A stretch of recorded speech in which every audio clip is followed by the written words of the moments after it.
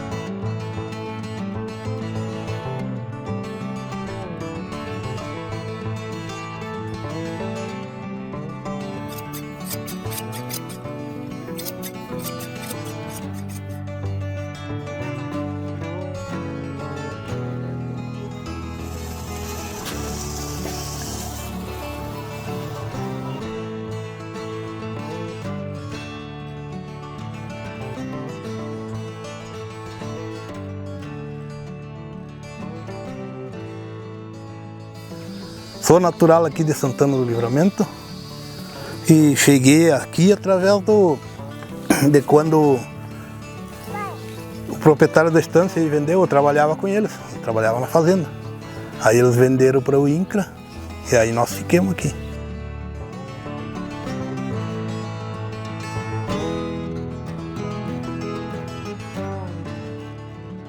A minha profissão é essa. Eu faço algum serviço por fora, às vezes de vez em quando trabalho de carpinteiro, pedreiro, alambro. O serviço de campanha eu faço quase todos eles. Mas a minha profissão mesmo é o guasqueiro, porque é daqui que eu tiro meu sustento. Eu passo inverno e verão trabalhando. É dia e noite praticamente. É difícil me chegarem aqui em casa e não me encontrarem com uma garra de couro na mão.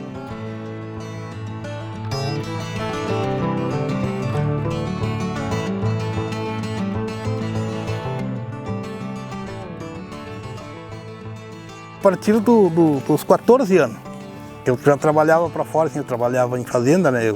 Meu primeiro serviço em fazenda foi ajudante de cabanheiro, de ovelha. Era um serviço mais praticamente de a pé. Aí depois eu trabalhei 5 anos nessa cabanha que eu comecei, aí depois saí dali e fui para outra. E nessa outra cabanha já cuidavam ovelha, cuidavam gado, assim, touro. E tinha cabanha de cavalo, e aí eu pendi para o lado da cabanha de cavalo. E aí com 14 anos me deram um apelido, eu comecei a domar, me deram o apelido de domador. E eu me dei conta do que o finado meu pai queria me ensinar na época que ele era vivo. Porque ele dizia assim, aí não precisa tu tá só pagando corda, tu gasta corda, tu vai lidar com doma, tu gasta corda. E aí eu tive a realidade, né? E aí eu me obriguei a aprender e fui fazendo esforço de aprender mais por causa disso, para não estar só pagando. A gente pode pegar qualquer um couro que esteja seco aí faz tempo, pode ser até cabeludo, a gente rapa ele faz, para corda de serviço dá. Mas agora para corda para passeio, ou corda de patrão, que encomendam, né? Aí a gente tem que pegar o couro verde, preparar ele, lonquear primeiro. Eu sempre pego o couro verde, lavo bem ele, aí lonqueio e depois eu agarro e quando, dependendo para que tipo de corda, se é corda trançada, eu tenho um tipo de preparo que eu coloco nele. E se é para corda ponteada ou costurada, é outro preparo.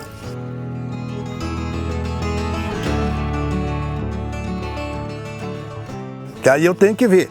Às vezes eu tenho 3 tipos de couro. Eu tenho um bem grosso, um médio e um fino. Os couros bem grossos eu uso para corda de uma volta só. Assim. É só uma volta. Aí o couro médio é para corda com 2 couros, que ela é ponteada ou costurada. E o couro fino eu uso ele para corda trançada. que eu tenho que tirar os tentinhos e tudo. E aí o processo de fazer corda é conforme a encomenda que vem. Porque aí você vai usar o couro conforme o que te encomendam, né? Que aí a gente vai ver o que deve fazer, porque cada um quer um modelo, não é todos têm a mesma coisa.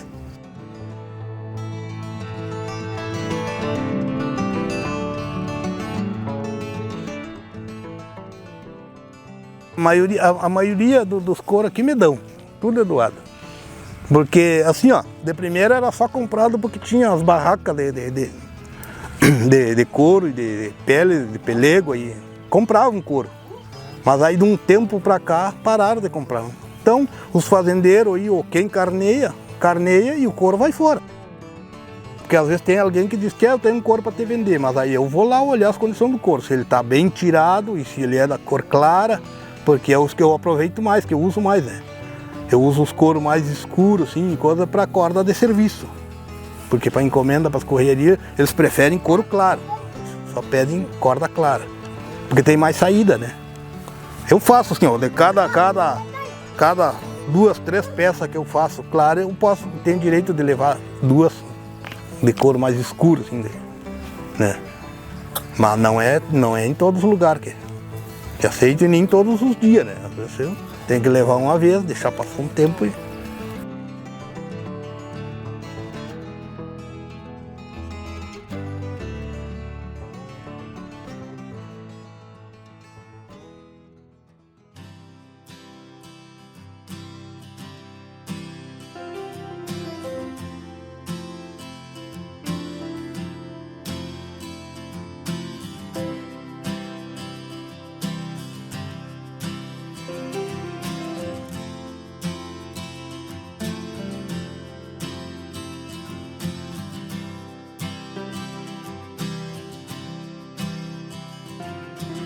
A gente sempre tinha um sonho de ter uma terra, né? De ter um lugar para morar e poder criar ovelha, criar cavalo, criar os bichos. E quando a gente era pequeno, quando era a época de dezembro, de janeiro, fevereiro, nas férias, a gente ia lá para um tio nosso. E aí lá a gente teve o primeiro vínculo com a terra, no caso a gente gostava de ir lá porque tinha cavalo, tinha ovelha, né? E os anos foram passando, a gente entrou no movimento Sem Terra e cheguemos até aqui, né?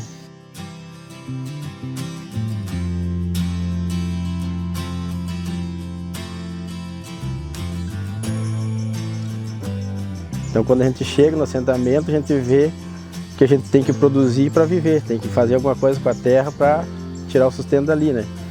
Então essa parte foi uma parte mais dificultosa, vamos dizer assim, porque a gente queria criar ovelha, mas não sabia cuidar de uma ovelha, queria criar um cavalo, mas não sabia cuidar de um cavalo. Então a gente teve que ir, com o passar do tempo, aprendendo a fazer isso.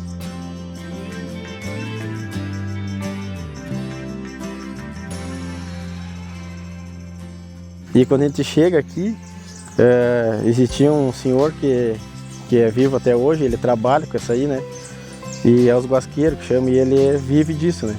Então a gente sempre via ele trabalhando com o couro, fazendo essa arte no couro cru, e a gente à vontade. Como a gente é filho de um pai que teve um pai sapateiro, então ele já trabalhava com essa parte do couro, a gente tinha alguma noção de algumas coisas, mas não trabalhando com o couro cru, que é o que os guasqueiros que fazem, né? Então ele passou o tempo, a gente se conheceu e a gente quis aprender e ele quis nos ensinar. Por um bom tempo a gente aprendeu a fazer, e o básico do básico, vamos dizer assim, que é um par de rédea, cabeçada, um relho, e isso eu aprendi a fazer, eu sei fazer, né?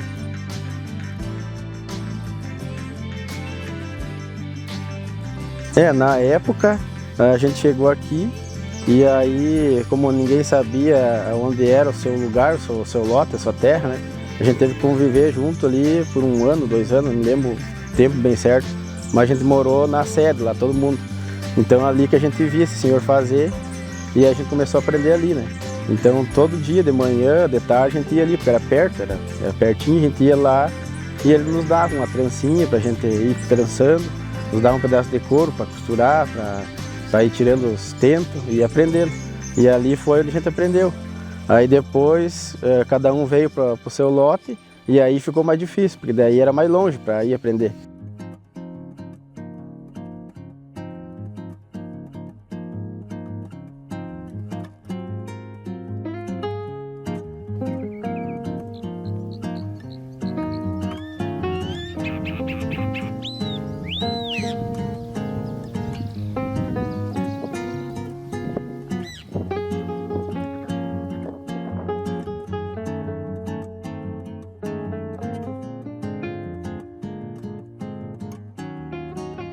E a tosquia, a gente começou a criar ovelha, sem saber cuidar de ovelha. Então a gente teve que aprender a cuidar da ovelha.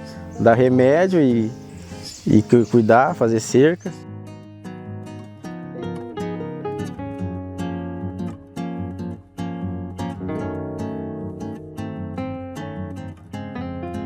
E tinha que tirar a lã, por causa que tem que tirar a lã delas por questão do bem-estar animal delas, né? Não pode deixá-las no nudo porque elas sofrem no verão, no calor. E a gente também não sabia. Então a gente foi atrás dos conhecimentos mais velhos, que eram alguém que soubesse tosquear, para aprender. A gente aprendeu com 2 senhores. Um senhor nos ensinou a fazer de um jeito e depois, uma vez nós esquilando aqui em casa, chegou outro e nos ensinou de outro jeito, mais fácil. E que é o jeito que eu tosquio até hoje. E assim se deu o processo, a gente aprendeu na prática mesmo. Primeiro vem a ser o bem-estar animal dela e segundo porque a lã ela tem valor comercial no caso, né? Tem raças de ovelha que não vale muito a lã, tem raça que vale mais. É questão da fibra, da lã da ovelha ali, quanto mais fina a fibra, mais ela vale. Dá um dia, 2 dias de trabalho, tem que reunir as ovelhas, aí deixá-las dormir dentro da enserra, aí no outro dia cedo já pega, daí tem que manear a parte prática, né? Tu pega, maneia e vai esquilando. Essa esquila ela se dá, no caso das pequenas propriedades, ainda usa-se a esquila martelo, que é a tesoura, né? E nas grandes propriedades, onde tem bastante volume de ovelha, já é a esquila com máquina, que é mais ligeiro, faz mais ovelha por dia. Mas aqui, no caso, eu aqui faço a esquila com a tesoura ainda.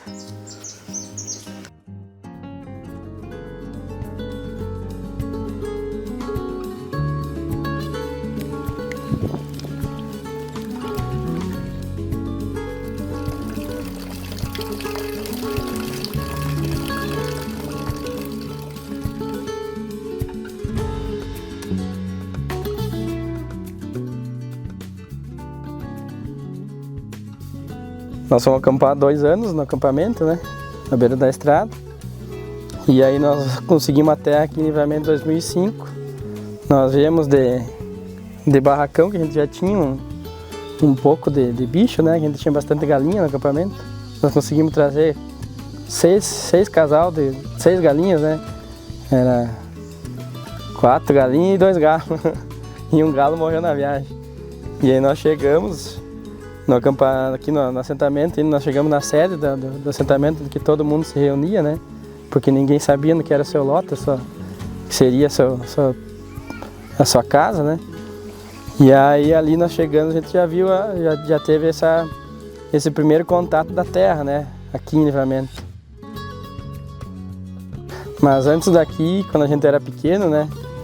A gente sempre nas férias a gente ia para Santo Antônio das Missões, que é uma propriedade que um tio, irmão da mãe, né, tem uma terra lá, né, e ele criava ovelha. Ele sempre tinha um chibo, né, chibo que a gente fala na verdade é um chibo castrado, né, que era para engorda, né, e eles me lembram que eles tinham um chibo desses aí que era um preto, que era muito grande aquele chibo, era do tamanho de um terneiro, assim. E aquele chibo eles botavam nós trepados em cima daquele chibo para andar, né, eles reuniam, porque a ovelha tem que você cuidar bem dela por causa do verme, né? Ela é um bicho muito vil, muito frágil, né? Ela decai muito rápido se tu deixa sem vacinar ela para dar um verme. Tem um verme que fala da cabeça, né?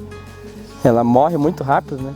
Então tu sempre tem que estar desvermificando ela, sempre de semana em semana, de 10, 15 dias no máximo, tem que estar dando remédio para verme, né?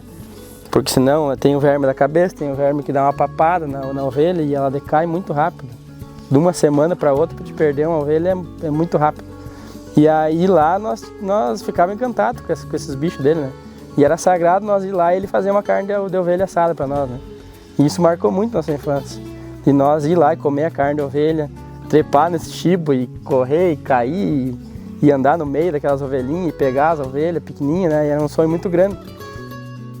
Uma coisa inédita aconteceu na nossa propriedade hoje.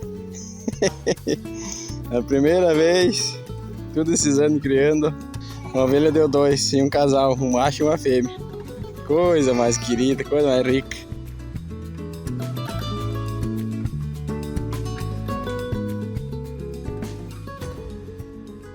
Quando nós chegamos aqui em 2005, nós ficamos praticamente quase 2 anos acampados ainda em cima do assentamento, né? A gente ficou, acho, deu uns 5, 6 meses perto da sede da fazenda, né? Que a gente não sabia onde que era o lote ainda. E aí depois foi feita a medição dos lotes e a gente veio para cima do nosso lote, ficou sabendo onde é que era o nosso lote. E aí nós, outros sonhos que a gente tinha era ter cavalo, né? Ter um cavalo, uma égua, pra gente andar. E aí, através desses cavalos que nosso pai e nossa mãe compraram para nós, deram para nós, né? Uma vez a gente foi de férias com a nossa avó e era o sonho nosso, nós víamos os outros andando a cavalo, nós tínhamos esse sonho de ter cavalo. E andar a cavalo, ter nossos bichos para tocar, né? E aí, numa dessas idas que a gente foi para essa nossa avó passar umas férias, a gente voltou para casa e tinha um cavalo e uma égua em casa. E aí tinha esse cavalo e essa égua e eles pediram para nós, nosso finado pai pediu para nós, vão lá e escolhem, cada um pegue um lá que nós conseguimos emprestar desses bichos para vocês darem umas voltas aí, né? E nós fomos lá pegar, e aí o Fernando escolheu a égua e eu escolhi o cavalo, né? E aí nós saímos andando, esse cavalo não era nosso sonho, né? Nós saímos andando campo afora, que nem diz o ditado, né?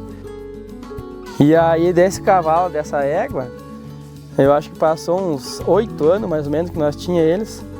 O Fernando resolveu de vender a égua dele. Ele queria vender a égua para comprar a ovelha. Que nosso sonho era comprar a ovelha, né? E o cavalo, como é que vamos dizer assim, não é que o cavalo era melhor do que a égua. Mas a égua tinha essa questão do cio, ela entrava em cio, ela era mais ruim de tranco, vamos dizer assim, ela era mais assustadona, assim, né? Era uma égua que tu andava, ela meio que se assustava. Então ela era mais, tu tinha que ter mais cautela que poder andar na égua, né? E aí o Fernando teve uma época que ele botou na cabeça que ele queria trocar, vender a égua para comprar umas ovelhas, né? E aí foi que o pai e ele venderam a égua, e aí nós compramos, foi com o dinheiro da égua.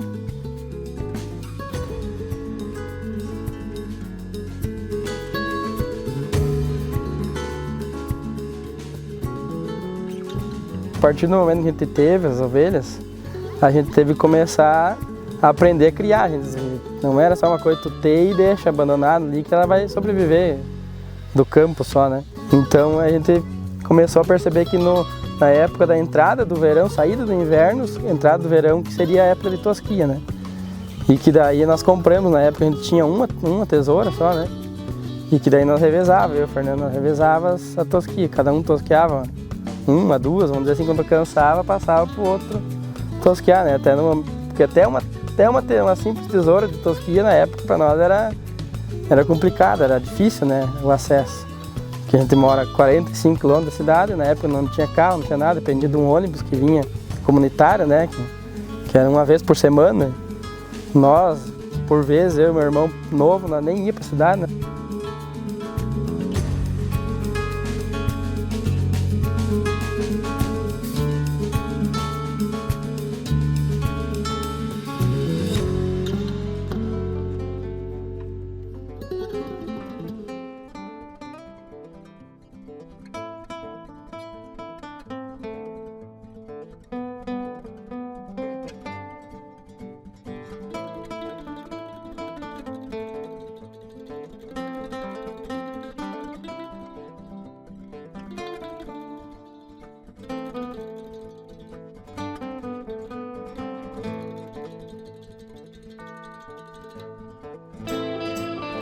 A diferença do sapateiro e o guasqueiro é que o sapateiro ele vai trabalhar com couro já processado pela indústria, né?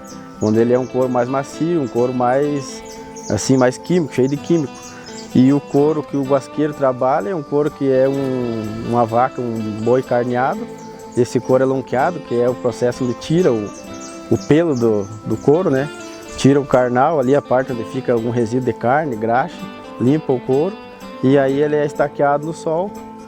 E aí, curtido no sol, no caso, quando ele está seco, ele fica na base de 3 a 4 dias no sol, e aí ele já está pronto. aí é recortado toda a volta dele e cortado em tiras, para ficar mais fácil de trabalhar. Aí dessas tiras tu vai tirar os tentos para fazer uma rede, para fazer um relho, para trabalhar o couro. E existe um outro processo que tu sova o couro também para ele ficar mais macio. Aí é sovado a muque mesmo. É feito um sovador de madeira e tu vai sovar o couro em cima de um toco.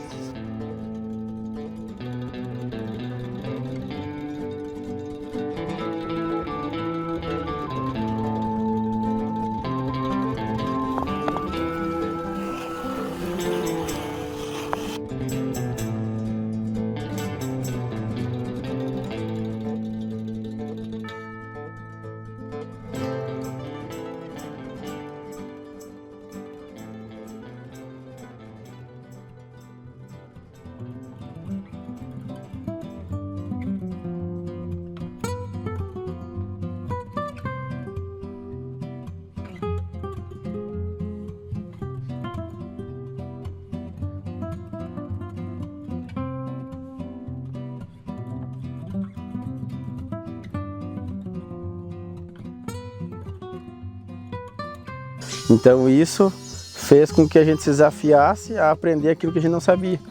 Para quando precisar, tu mesmo saber resolver o teu problema, fazer e não precisar de um de fora.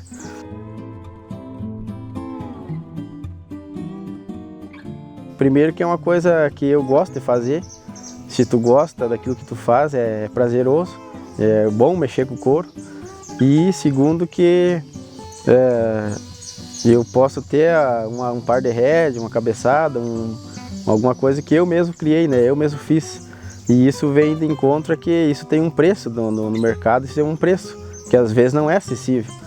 E tu sabendo fazer, tu pode fazer uma coisa muito mais elaborada e com um custo bem menos, porque tu pode aproveitar um couro de um animal que tu cria na propriedade e que quando se carneasse ele iria fora e tu pode beneficiar aquele couro.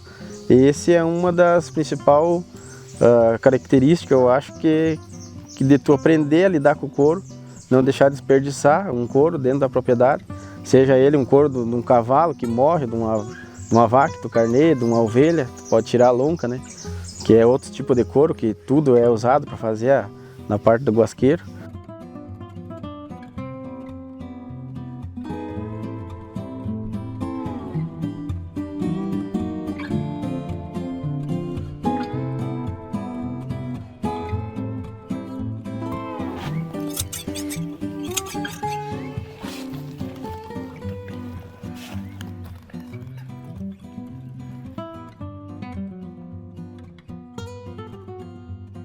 Passado o tempo a gente aprendeu a tosquear, né? E que no começo a gente não tinha dimensão nenhuma de como que era para fazer essa tosquia, até por causa que nesse nosso tio que a gente teve o primeiro contato, ele não tosqueava, né? Ele tinha uma quantidade boa, ele pagava os tosqueadores que tem até hoje, né? As pessoas que vivem de tosquia, né? Tosqueando para fora. E aí nós, como uma quantidade pouca, vamos dizer assim, não seria inviável de pagar um tosqueador, né? Até pela quantidade de lã e pelo valor que se vale, né? E aí uma coisa que a gente sempre percebeu que é um erro principal que todo mundo faz, que não tem de noção de como tosquear, tu pegar a lã, puxa para cima a lã e corta, né? E a lã e a pele da ovelha são muito sensíveis. Tanto que a pele da lã da ovelha, se tu puxa a lã para cima, ela sobe a pele junto. Ela tem o couro muito frouxo, assim, muito macio. E se tu puxar a lã para cima, nem o cabelo, se tu puxar para cima, o couro do cabelo fica parado, né? A lã da ovelha não, se tu puxar a lã, a pele dela sobe junto. E se tu passar a tesoura ali, tu vai abrir um taio no couro da ovelha. Então até isso, né? Tu pegar e puxar o couro da ovelha para trás, aí tu ir passando a tesoura ali. A maneira de tosquear, de tu começar tosqueando a cabeça dela pela paleta e tu ir abrindo, que tu consiga pegar, que daí você fala a cruzada, né? Tu conseguir pegar uma cruzada da tesoura, assim, que tu abre mais grande, a tosa, né? Tosqui. De tu saber o que é a garra, do que é a lã boa, que é a garra que chama aqui na fronteira, você chama a garra é a parte dos pés. A parte dos pés que fica em contato com o chão, com o sereno, com o orvalho, que ela é uma lã embolorada, né? Que não tem valor comercial praticamente nenhum, né? Não vale nada, da barriga também não vale. tudo isso a gente teve que ir aprendendo com o tempo, né? Até nós levar na cidade, nós levar em bolsa, a gente levava em bolsinha de rafa, né? E aí nós levávamos, a primeira vez nós levamos tudo meio junto, eu não sabia separar bem o que era lã boa e lã ruim, vamos dizer assim, a garra. E aí até os caras vão lá, não, isso aqui é a garra.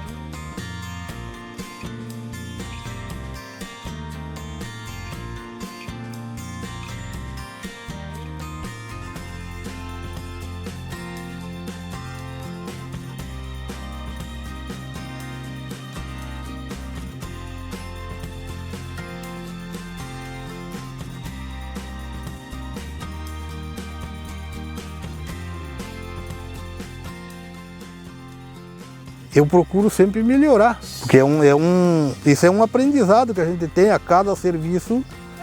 Sempre tem algo diferente, nunca é a mesma coisa. É corda, né? É a mesma quantidade de corda. É um buçal com cabresto, uma rédea com cabeçada, uma peiteira, uma maneia e um rabicho. É o preparo completo.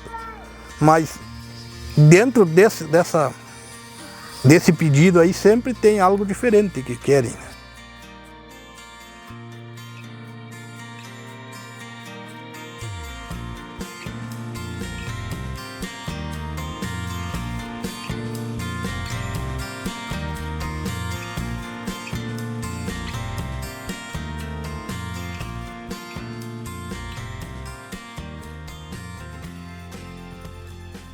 A parte comercial, ela se encontra no sentido em que cada trabalho que tu faz, ele é único, né? Não é que nem numa fábrica, por exemplo, que tu vai fazer uma série de coisas, tudo parecido uma da outra.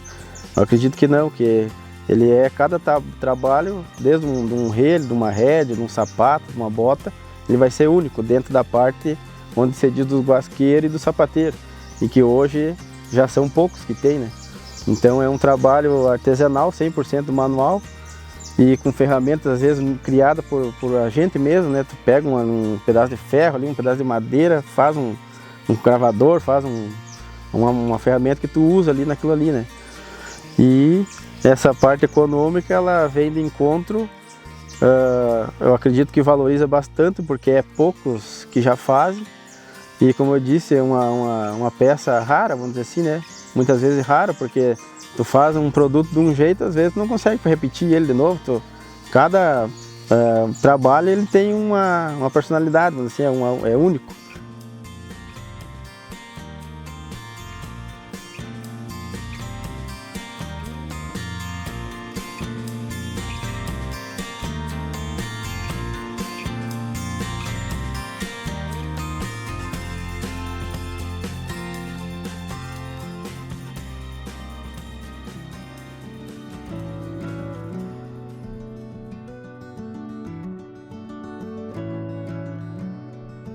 Esse serviço da esquila, ele é judiado, né? Ele é judiado que tu tem que... Primeiro que a ovelha vai ser um animal em torno de 50 a 60 quilos, dependendo da raça até mais, né? E aí tudo vai ser usado à força, ou seja, é lida bruta, é braçal, né? Agarrar uma ovelha, ou até mesmo, por exemplo, esquilar um carneiro. Um carneiro, depende da raça, tem carneiro de 100 e poucos quilos. Entende? Tu tem que agarrar ele, tu tem que derrubar ele, né? Maniar. Tem que maniar e o bicho ele vai espernear, ele vai querer, né? Se soltar, escapar que aquilo ali não é o natural dele, né? E tu tem que usar força. Então vai ter que maniar, deixar maniado, né? E aí vem isso é o agarrador, função do agarrador, né? E aí vem o esquilador, né? Tem esquilador, seja ele a martelo ou seja tesoura, né? Tesoura, né? Que é a forma mais antiga, né? Tesoura, mais antiga não sei se é mais antiga ou a máquina vem junto no mesmo, mas eu acredito que seja mais antiga. a forma a martelo, ou seja, a tesoura, né? E a coluna, como é que fica a coluna? Esse serviço, o dia inteiro esquilando.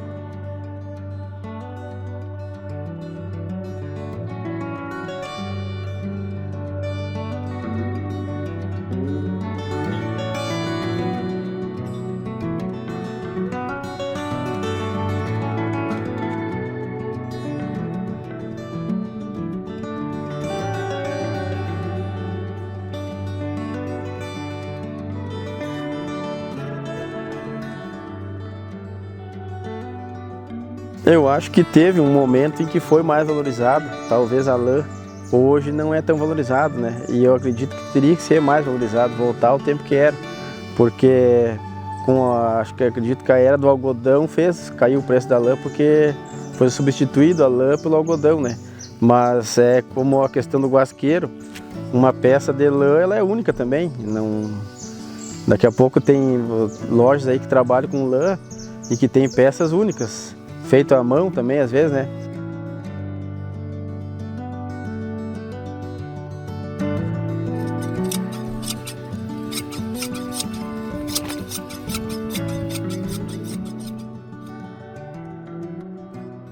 Alguém com muita prática na tosquia martelo vai tosquear 50 ovelhas num dia, né? E tanto que até hoje que tem relatos que a gente escutou que os tosqueadores estão trocando a tosquia pela lã. Então vamos dizer assim, o criador da lã, da ovelha, hoje nem fica com a lã para vender, porque a lã só paga o tosqueador, vamos dizer assim, né? Então a lã foi muito desvalorizada pela questão do algodão e do brim, né? Tanto que tem aquela música antiga que a lã pegou a valer pouco e o povo só usa brim, né? Só usa calça jeans, né? Então a lã diminuiu o valor muito grande, tanto que aqui em Livramento era uma região que ainda tem o título de maior criador de ovelha nacional, né? Mas tinha os lanisfistas, a cooperativa de lã, que tudo se acabou, né? Se faliram. Não tem mais, não atua mais. Só tem uma barraca, que a gente chama que é a barraca que compra a lã, né? É só uma, só que daí ela leva para exportação, nem fica aqui essa lã, de tanto que é desvalorizado, né? Uma atividade inviável financeiramente nos últimos 3 anos, digamos assim. Infelizmente, porque para quem gosta, né?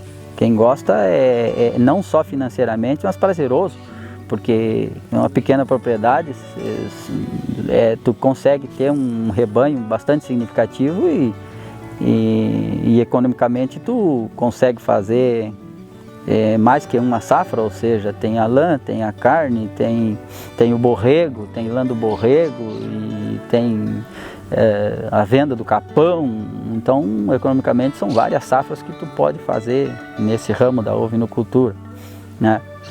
Mas tem que ter um valor mais alto hoje, né? Que baseado na economia, digamos assim, nacional, que tudo é caro.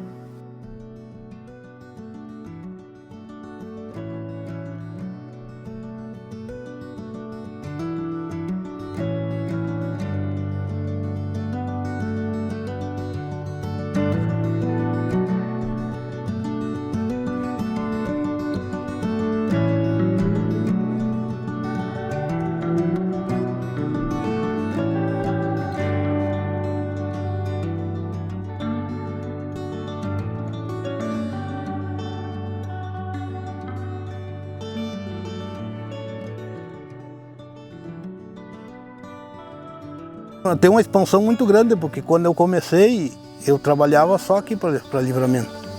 Aí depois que surgiu a internet, eu, graças a Deus, tenho corda esparramada por aí tudo. Tenho corda para Mato Grosso, tenho corda em Santa Catarina. Lá para cima, lá tem bastante corda que me encomendo, né?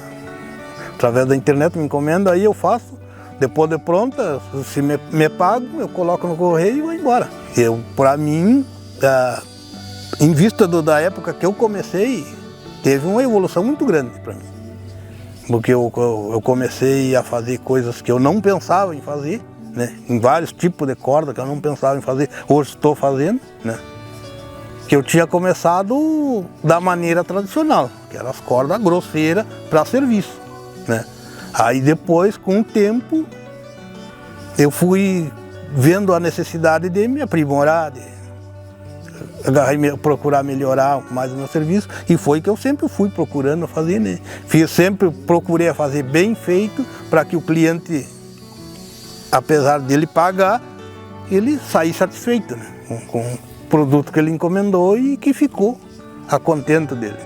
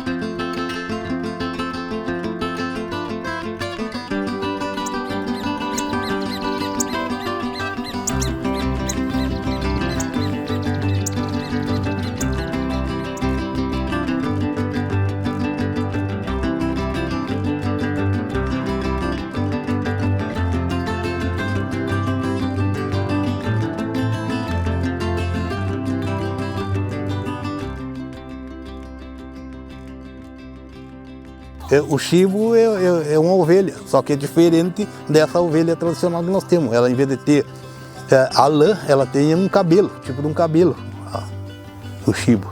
Então a gente tirando o couro dela, quando carneia, tira o couro dela, a gente pela ele no cal.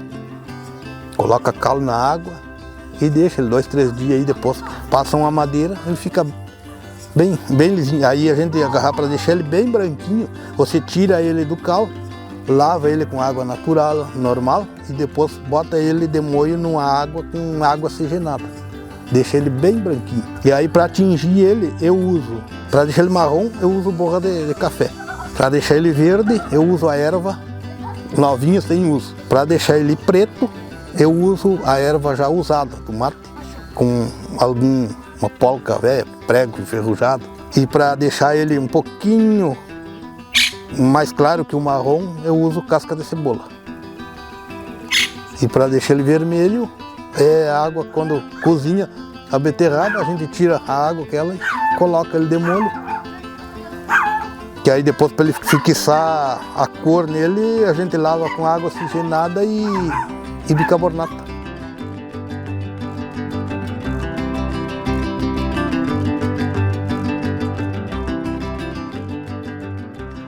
A única vantagem do verão para trabalhar com couro é para secar ele. Que a gente coloca ele na estaca de manhã, de tarde já dá para tirar pronto. No inverno não, no inverno nós vamos ficar 2, 3 dias, ou até 4 ou 5, dependendo do tempo, que às vezes tem garoa, e às vezes tem, mesmo no inverno, um couro fica 4, 5 dias na estaca aí, e às vezes azeda, fica um cheiro ruim, porque a gente tem que tapar ele para não deixar umedecer demais, né? Não pegar água, que às vezes está quase seco, mas com a umidade ele não seca bem. Então eu uso umas lonas e eu tapo ele, porque às vezes eu coloco os preparados e se vem chuva em cima, lava tudo, aí não é dinheiro botado fora. No inverno fica ruim para secar o couro, mas fica a vantagem que tem no inverno, porque sempre o couro está numa temperatura boa. E no verão não, no verão a gente tem que estar só umedecendo e colocando num pano de molho, um pano molhado, assim, enrolado. E eu mesmo trabalho no verão, eu trabalho mais de noite. De dia, assim, eu trabalho em alguma costura, em algum corredor, assim, ou que eu tiver que tramar alguma coisa. Mas trança e coisa eu faço de noite, porque está fresquinho, né? E que o meu galpão é baixo, ele aquenta muito. E às vezes a gente tira um couro do pano, é só a demora de tirar dali e está seco. Aí, então eu prefiro trabalhar mais de noite, que eu aproveito mais e rende mais o meu serviço. Mas no inverno não, no inverno sempre está na temperatura boa.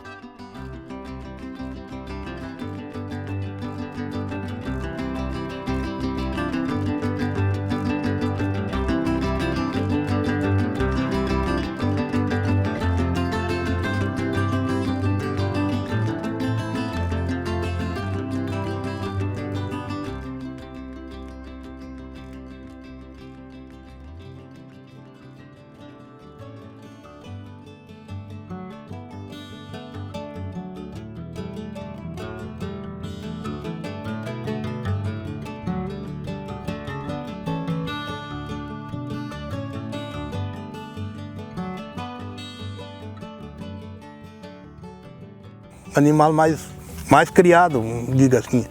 E tem os de meia idade, que um couro médio. E os bichos novos, que estão carneando muito agora, até 2 anos, é os couro mais finos que saem. Mas às vezes tem um bicho desse que tem uns couro de 2 anos, tem uns couro bem grossos. Depende da raça também, né? Que está saindo muito couro brafro desses aí, que são uns couro grossos, uns couro forte, reforçado. Mas eu aproveito tudo, né?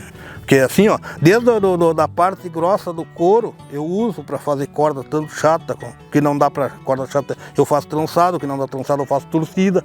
E aí as barrigueiras aqui, que é as partes bem fininhas, que é a parte da barriga, isso eu uso para fazer capa de telefone, carteira de bolso, faço um monte de coisa leve, assim, chaveiro, isso tudo eu faço desse couro bem fininho.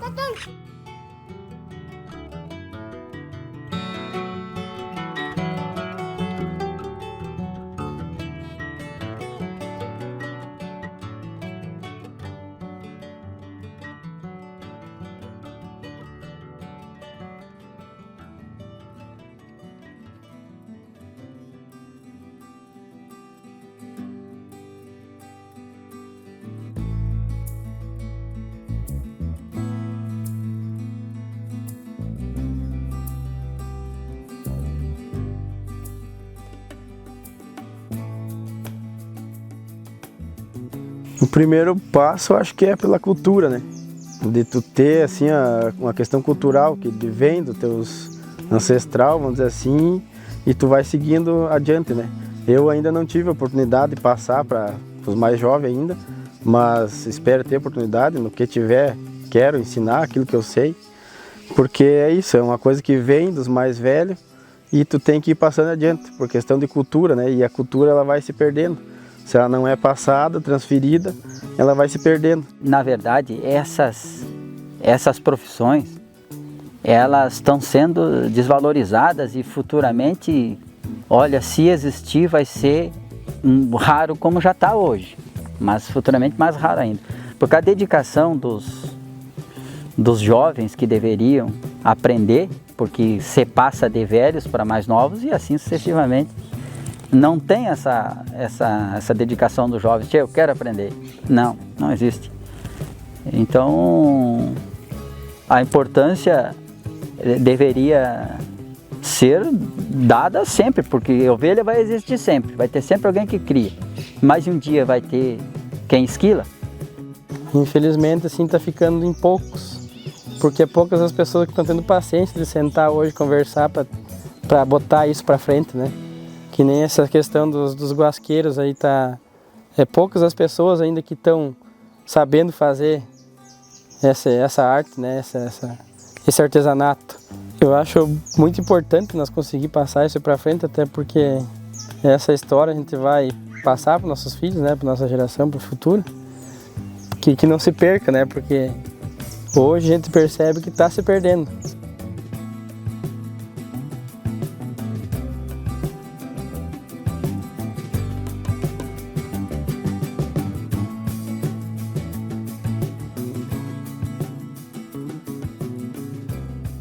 Primeiramente, a gente tinha como, de certo modo, a cultura da leitaria, né? E com o passar do tempo, a gente foi deixando de lado o ramo da leitaria e partindo para um outro ramo que hoje é o que a gente vive, e dentre outros, né, que é da pecuária de corte, mas também tem o que a gente chama de rebusque, né, que a gente lida com um pouco de ovelha, chácara, né, e vai fazendo disso a sobrevivência financeira, né, da gente e da propriedade num todo, né. Na fronteira a gente percebe que a gente viver da terra, tu tem que saber, né? Tu não consegue pagar tudo. Tu não consegue pagar para te... Que nem a gente percebe que tem 3 ofícios aqui, né, nessa região aqui que é desvalorizado e que para te viver no campo é fundamental, para te viver na terra. Que primeiro, tu tosquear, se tu tem ovelha, tu tem que saber aprender a tosquear, né? Para te ter a ovelha, tu vai ter que aprender a fazer uma alambrada, vai precisar aprender a fazer uma cerca. E para te ter a ovelha, ter um cavalo, para te andar em cima do cavalo, tu vai ter que aprender a lidar com couro. Tu vai ter que saber minimamente, todo mundo que mora aqui nessa região, que é oriundo da fronteira, todos sabem um pouquinho de cada dessas coisas. Pode ser que não seja profissional nisso, né? Não saiba fazer em grande escala ou com a qualidade perfeita, mas cada um sabe um pouquinho.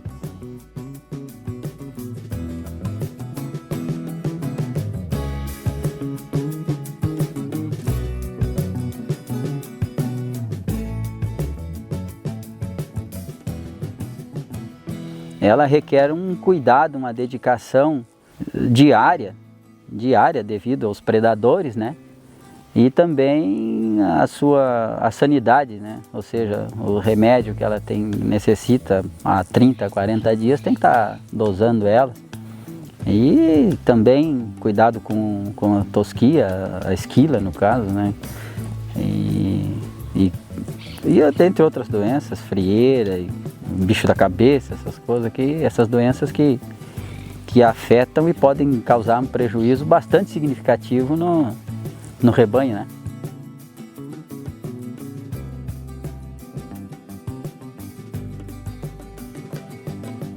A tosquia, eu não sei se talvez muita gente vai assistir, ou seja, os verdadeiros esquiladores, e não sei se eu entendo da tosquia, mas o que eu aprendi particularmente foi de casa, desde guri. O meu pai sempre teve ovelha e a gente de guri vai tendo a necessidade e a curiosidade de aprender, né? E eu fui vendo os outros esquiladores e outras formas assim sozinho também, né? Na prática, na verdade, não sou assim, né? Mas para mim eu me quebro galho, não preciso pagar ninguém para esquilar hoje as ovelhas que eu tenho, ou antes também, quando morava com meu pai. Me defendo na esquila e aprendi foi na prática. Não sei se aprendi do jeito correto, mas pelo que eu observei em outros esquiladores experientes, me defendo.